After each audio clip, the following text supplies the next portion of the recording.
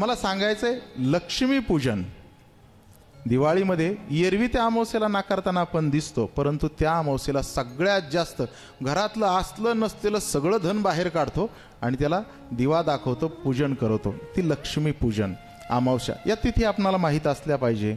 27 नक्षत्र आहेत, महिने 13 आहेत, मराठी महिने.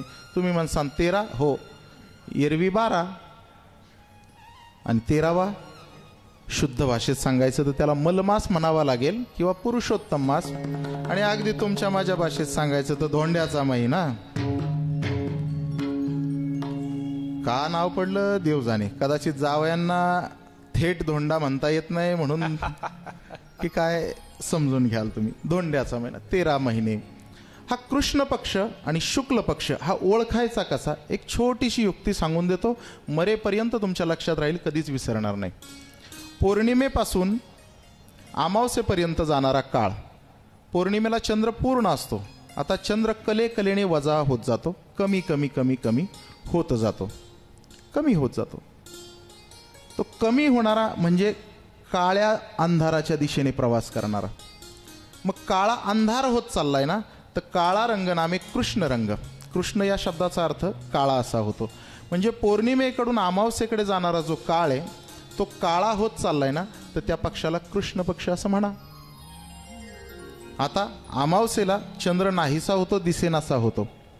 तोच चंद्र आता उजेडात येण्याचा प्रयत्न करतो. कलेने प्रतिपश्चंद्रलेखेव वर्धिष्णुर्विश्ववंदिता, राजे शिवछत्रपतींची राजमुद्रा ज्याने सुशोभित होतीये. कलेने चंद्र वृद्धिंगत होत जातोय ना.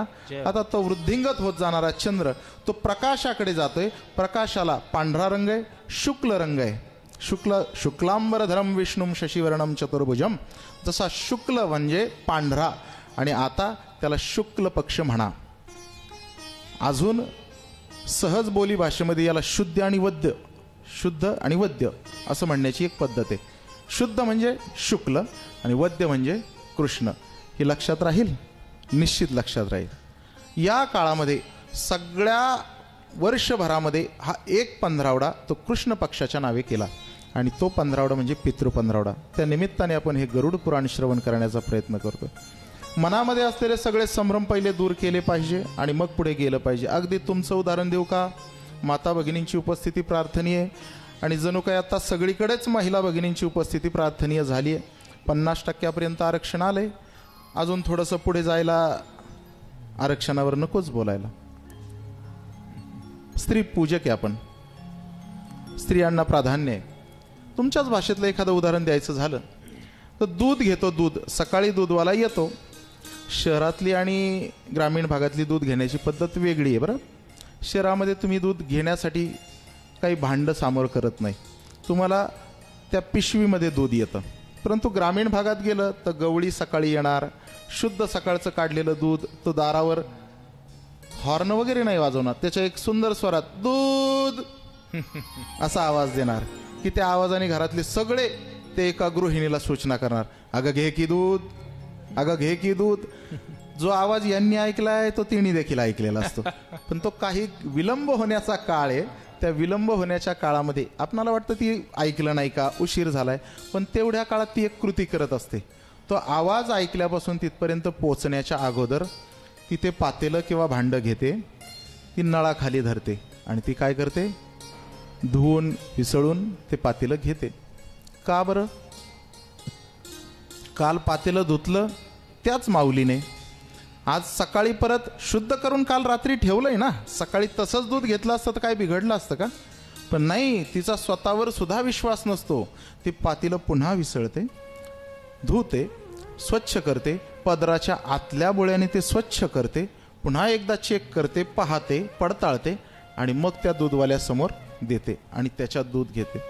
तिला जर विचारू गेलं ना, माऊली तुम्ही असं का केलं बरं, तेव्हा ती म्हणते, अहो महाराज, जर का कुठे एखादा साबणाचा डाग राहिला, मिठाचा खडा त्याच्यात राहिला, तर मिळालेलं दूध मिळून उपयोग होणार नाही, नासून जाईल ना. मला सांगायची भूमिका हीच आहे. हा पवित्र असणारा गरुड पुराण नावाचा ग्रंथ आहे. संभ्रम आहे तुमच्या माझ्या मनामध्ये, नवे भीती आहे. ही जर सुरुवातीला या भीतीचा निराश केला नाही ना, तर हे गरुड पुराण श्रवण करून सुद्धा तुम्हाला त्याच्या काही हाती लागणार नाही.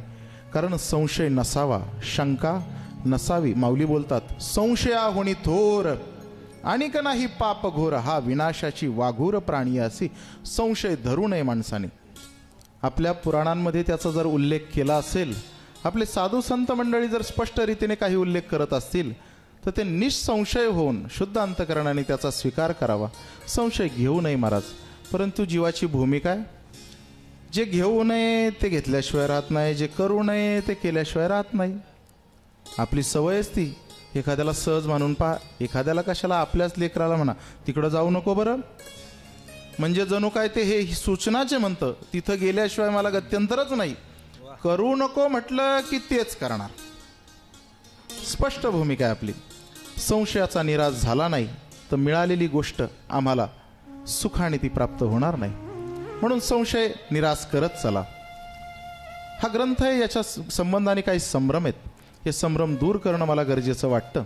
प्रथमतः ते करूनच पुढे मी जाईल. गरुड पुराण वाचत असताना एके ठिकाणाहून फोन आला. गाव नाव सांगू नये, कीर्तनकारांना सवय राहते या गावचं त्या गावात सांगणं, त्या गावचं ह्या गावात येऊन सांगणं. विचारायचंच असेल तर खाजगीत येऊन विचारा. एका ठिकाणाहून मला फोन आला, महाराज आपणाला 3 दिवसामध्ये गरुड पुराणाची पारायणाची सेवा करायची आहे. म्हटलं करू, यात काही हरकत नाही. ते म्हणाले वेळ संध्याकाळी 7 ते 8 अशी 5 दिवस 3 दिवस काय तुम्हाला शक्य असेल तर सांगा. कीर्तनाचा काळ होता, उत्सवाचा काळ होता, माझ्या तारखा यापूर्वीच गेल्या होत्या. मी म्हटलं माझ्याच्यानी होणं शक्य नाही, तुम्हाला बदली कोणीतरी देतो. नाही म्हणे तुम्हीच हवे आहात. नाही तर मग आमच्या घरातलं कोणाला तरी वाचायला सांगू का. म्हटलं अतिउत्तम. तुमच्या गेलेल्या जीवात्म्याला तर अधिक समाधान लाभेल की माझ्या घरातल्या परिवारातल्याने माझ्या संबंधाने गरुड पुराण केलं, किती आनंद वाटेल. तसाही 13 दिवस जीवात्मा तिथंच असतो, ते पाहतच असतील, आनंद वाटेल. म्हटलं मी त्यांना ग्रंथ दिला माझ्याजवळचा, 3 दिवसाचं करतो म्हणे. त्यांना 3 विभाग करून दिले, इथं थांबा इथं थांबा, शेवटी समारोप करा, ग्रंथाचं पूजन करा, पुराणिकाचं वाचणाराचं पूजन करा आणि समारोप करा, असं सगळं सांगून दिलं. शेवटच्या दिवशी त्यांचा फोन आला, महाराज गरुड पुराण झालं बरं. म्हटलं आनंद आहे, तुम्ही वाचलात, बरं वाटलं. मला जेवढं बरं वाटलं नसेल त्याच्याही पेक्षा तुमच्या जीवात्म्याला बरं वाटलं असेल. म्हणे एक शंका आहे, विचारू का. म्हणलं विचारा. माणसाचं मन शंकाखोर आहेच, विचारा. ते म्हणाले ग्रंथ वाचून झालाय महाराज, फक्त एक शंका आहे, पूजन वगैरे सगळं झालंय, आता तो ग्रंथ विहिरीत बुडवायचा की नदीत बुडवायचा. आता मला सांगा, याला कुठे बुडवायचा. म्हणजे या ग्रंथाला इतके लोक घाबरत आहेत, मनामध्ये इतकी भीती बसली आहे. करणोपकरणी तुमच्या माझ्या ऐकत ऐकत ऐकत हे तयार तरी कोण करतं देव जाणे, हे पसरवतं तरी कोण तेही माहीत नाही. तुमच्या माझ्या मनात भीती बसली. आपले ग्रंथ बुडवण्यासाठी हो का. विचार करा, आपले ग्रंथ बुडणाऱ्याला तारण्यासाठी आहेत. वा, विचार करण्यासारखी गोष्ट आहे. आपले ग्रंथ बुडवण्याचा प्रयत्न केला तरी ते ग्रंथ तरलेत. तुकोबऱ्यांचा गाथा पवित्र ग्रंथ आहे, बुडवण्याचा प्रयत्न केला 13 दिवस, पण 13 दिवसाच्या नंतर जळातून लाह्या वर आल्यासारख्या. जळी दगडा सहित वह्या, जळी दगडा सहित वह्या, जळी दगडा सहित वह्या, जळी दगडा सहित वह्या, जळी दगडा सहित वह्या, जळी दगडा सहित वह्या, जळी दगडा सहित वह्या, जळी दगडा सहित वह्या. तारियल्या जैसलाया, तारियल्या जैसलाया, धन्य तुकोबा समर्थ, धन्य तुकोबा समर्थ, धन्य तुकोबा समर्थ, धन्य तुकोबा समर्थ, धन्य तुकोबा समर्थ, धन्य तुकोबा समर्थ. जळी दगडा सहित वह्या, तारियेल्या जैस्या लाह्या, हा तारियेल्या जैस्या लाह्या. जळी दगडा सहित वह्या,